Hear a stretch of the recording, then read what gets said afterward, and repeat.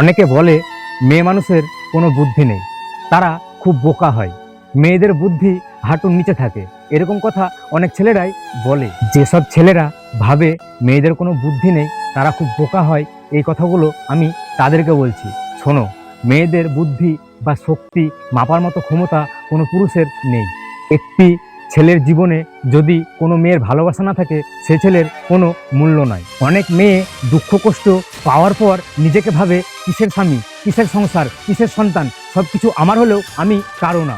একটি মেয়ে নিজের সংসারের জন্য সব কিছু উৎসর্গ করে দিলেও কারো মন ভরাতে পারে না, না স্বামীর, না সন্তানের, না অন্য কারোর।